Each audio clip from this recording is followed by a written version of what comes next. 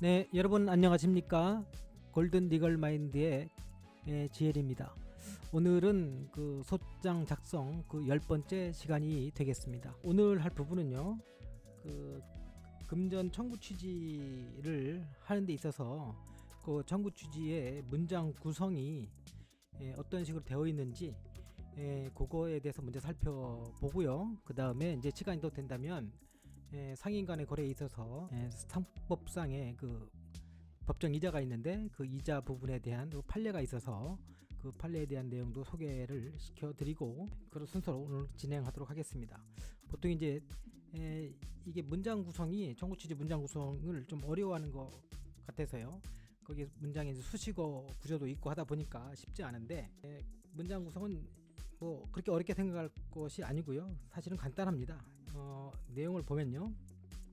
보통 이제 판결문 문장도 그렇고 그 다음에 우리가 쓰게 되는 또 나중에 청구 원인란에 기재하는 형태도 그렇고 또 우리 이 판결서에 나와 있는 그 주문의 구조도 그렇고 일정한 문장 순서가 있습니다. 그래서 우선 이제 그 청구 취지의 문장 순서는 주어, 상대방, 목적어, 행위 이 순서로 문장 순서를 기재합니다. 그래서 여기서 상대방은 주어에 대한 상대방입니다. 나 기준으로 상대방이 아니고, 그러니까 주어가 피고이면 상대방은 원고일 거고, 주어가 원고이면 상대방은 피고일 것이고, 그렇게 주어 기준으로 했을 때 그 상대방을 말하는 것입니다. 그래서 청구 취지는 금전을 지급을 구하는 그 청구 취지는 뭐 간단하게 피고는 원고에게 돈을 지급하라 이런 형태입니다. 그래서 피고는 할 때 피고가 주어죠. 그 다음에 원고에게가 상대방이죠. 그 다음에 돈을 그러니까 금원을 하기도 하는데 이 돈 부분이 목적어이고요. 그 다음에 지급하라 하는 것이 행위 부분이죠. 그래서 이런 형태로 기본적으로 구성을 해놓고 그 사이에 이제 이자 청구가 있다든가 그 다음에 이제 원금 액수를 설명해야 된다든가 이렇게 하면 수식어를 넣어서 이렇게 문장을 완성하는 그런 구조입니다. 그래서 그리고 특히 이제 요 청구 취지를 작성할 때 조금 더 신경 쓸 게 뭐냐면 그 이자 약정 같은 것이 별도에 그 없더라도 변제기가 도래했다면 변제기 그 다음 날부터 법정 이자가 발생을 합니다. 그래서 뭐 상인 간의 거래에 있어서는 뭐 연 6%, 그다음에 이제 상인이 아니고 일반인들의 경우에는 민법상 법정 이자가 있는데 이게 한 5% 발생을 합니다. 그래서 그것도 같이 청구를 할 수가 있습니다. 그래서 그렇다면 그 아까 주어, 상대방, 목적어, 행위 할 때 목적어에 해당하는 부분이 돈이라고 했는데 그 돈 부분에 이제 수식어가 들어가다 보니까 돈의 구성이 어떻게 되는지 그거를 살펴볼 필요가 있습니다. 그래서 돈은 크게 원금과 이자로 구성이 되어 있습니다. 원금을 설명하는 부분하고 그 다음에 원금에 대한 이자 지급을 구하는 그런 설명 부분이 크게 나눠져 있는데요. 예를 들면 뭐 그 금 4천만 원 및 뭐 이에 대한 이 사건 소장 부분 송달 다음 날부터 다 갚는 날까지 연 12%의 비율에 의한 돈, 이렇게 이제 보통 돈을 설명을 하고 있는데요. 이 부분은 특별히 이제 법정이자도 없고 그냥 소장 부분 다음 날부터 소송 촉진 등에 관한 특례법에서 정한 그 연 12%그 이자 청구만 할 때에는 돈의 그 수식어 부분을 이렇게 청구한다는 것이죠. 금 4천만 원, 그 원금 및 이에 대한 이 원금 4천만 원에 대한 이 사건 소장 부분 송달 다음 날부터 다 갚는 날까지 연 12% 비율에 의한 돈, 이렇게 돈 부분은 그렇게 구성을 합니다. 그렇다면 이자가 뭐 이런 이자 말고도 그러니까 법정 소송 촉진 등에 관한 특례법에서 정한 그 이자 말고도 약정 이자도 있을 수 있고 아니면 약정 이자가 아니더라도 법정 이자가 있을 수도 있습니다. 그래서 그런 이자가 두 가지 이상 나오게 될 때는 어떻게 하냐면 돈 부분은 구성이 원금하고 1차 이자, 2차 이자 이런 식으로 구성을 합니다. 그래서 예를 보면 금 4천만 원 및 이에 대한 2018년 1월 1일부터 이 사건 소장 부분 송달일까지는 연 10%, 이 부분이 1차 이자고 그 다음 날부터 다 갚는 날까지는 연 12%의 비율에 의한 돈, 이런 식으로 돈을 구성을 합니다. 그래서 앞에 있는 금 4천만 원 및 할 때 그 4천만 원 원금이 되는 것이고요. 그 4천만 원에 대한 부분은 원금이고, 이에 대한 할 때 이는 뭐겠습니까? 앞에 4천만 원 원금에 대한 그런 뜻이죠. 그래서 이 4천만 원에 대한 2018년 1월 1일부터 이 2018년 1월 1일이 언제냐면 변제기 다음 날인 것이죠. 변제기 다음 날. 그래서 2018년 1월 1일부터 이 사건 소장 부분 송달일까지는 연 10%. 이거는 약정이자 예시를 한 건데요. 어떤 약정이자로 이렇게 10%할 수도 있고, 만약에 이게 약정이자가 아니더라도 법정이자가 발생했다면 이 부분은 연 5% 또는 상인 간의 거래라면 연 6% 이런 식으로 표시할 수가 있습니다. 그래서 그리고 그 다음 날부터, 그 다음 날은 언제겠습니까?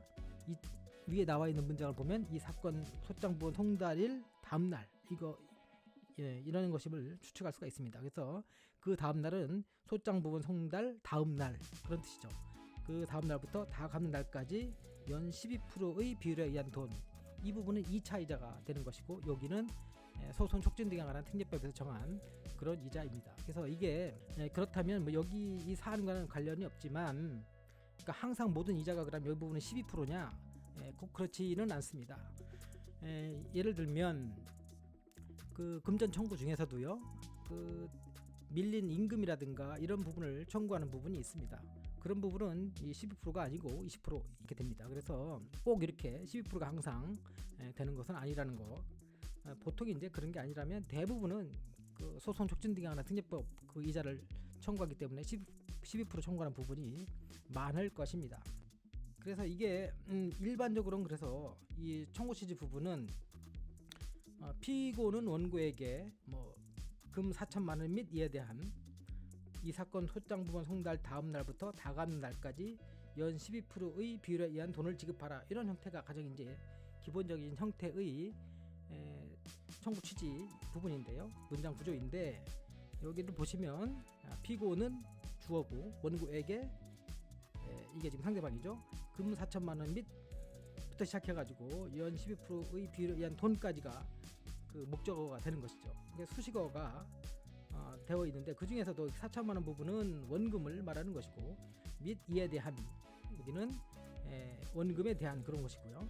원금에 대한 이 사건 소장 부분 송달 다음 날부터 다음 날까지는 연 10%의 비율에 의한 돈, 이것은 이자 하나만 있는 경우 이렇게 원금과 이자를 청구하는 이런 부분이 구성으로 이렇게 되어 있습니다. 그래서 청구 취지는 기본적으로 이런 형태를 가지고 있다는 것을 보시고, 이 순서는 문장 구성의 순서는 이 주문 또 청구 취지 부분에만 적용되는 것이 아니고, 나중에 추후 청구 원인의 문장을 작성할 때에도 기본적으로 이 순서로 작성하면 되어 있습니다. 그래서 그 부분은 나중에 청구 원인을 설명할 때 문장 순서를 어떻게 작성하는지 문장 구조에 대해서도 설명을 다시 한번 드리도록 하겠습니다.